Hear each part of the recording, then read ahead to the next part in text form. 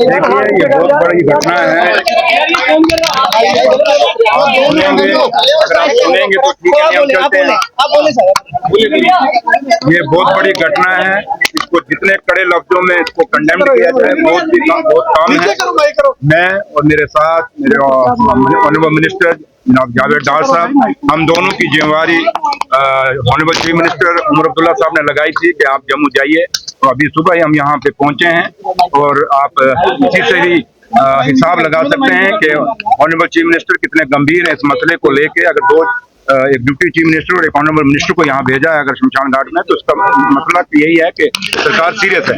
तो लिहाजा जहाँ तक ताल्लुक है, हम फैमिली से मिले, जो लड़का जिसकी डेथ हुई उनके फादर साहब से मिले और फादर साहब से हमारी पूरी डिटेल में बात हुई। उन्होंने अपने एक बात रखी कि हमारे उनकी परिवार से एक बच्चे को अबरोल साहब की जो उनकी डेथ हुई है उनकी वाइफ को नौकरी दी जाए। तो लिहाजा हमने परिवार की जो बात सुनी है तो वो भी जो भी है हम उनको एक भरोसा एक विश्वास दिला के जा रहे हैं कि आपकी बात, क्योंकि हमें उमर साहब ने भेजा है यही फीडबैक लेने के लिए, और वो फीडबैक लेके हम यहाँ से अब सीधे उमर साहब के ऑफिस में जाएंगे हम दोनों और जाके उमर साहब को बताएंगे और बहुत जल्दी ही इस फैमिली को जो इनकी डिमांड है वो कहीं ना कहीं उमर साहब क्या जॉब दी जाएगी।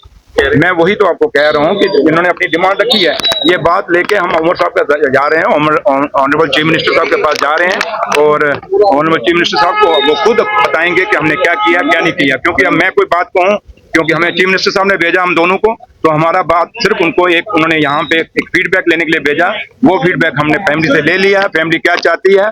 और जहां तक ताल्लुक है इस फैमिली का, उमर साहब की तरफ से, पूरी गवर्नमेंट की तरफ से और नेशनल कॉन्फ्रेंस पार्टी की तरफ से फैमिली के साथ हमने अफसोस जाहिर किया है और फैमिली को हमने कहा कि इस दुख की घड़ी में हम आपके परिवार के साथ, पूरी सरकार है, पूरी नेशनल कॉन्फ्रेंस पार्टी है।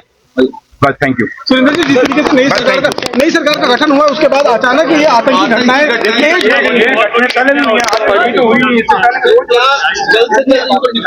देखिए, ऑनरेबल होम मिनिस्टर साहब ने भी बयान दे दिया है, एलजी साहब ने भी इस पे बयान दे दिया है, डॉक्टर फारूक साहब ने भी इस पे बयान दे दिया है और उमर साहब ने भी इस पे बोल दिया है। और जो बोला है उन्होंने आपके सामने कि इन चीजों को बर्दाश्त नहीं किया जाएगा, इन चीजों से निपटा जाएगा। क्योंकि ये रोज रोज हम चाहेंगे कि हमारी रियासत के अंदर नौजवान मारे जाएं या जो लोग आम लोग हैं जो चाहे बाहर के या यहाँ के वो मारे जाएं, ये कभी बर्दाश्त नहीं होगा। तो लिहाजा लीडरशिप इस पे कह चुकी है, सरकार दिल्ली की सरकार भी कह चुकी है और जम्मू कश्मीर की सरकार भी कह चुकी है और बार बार रिपीट करना अच्छा नहीं।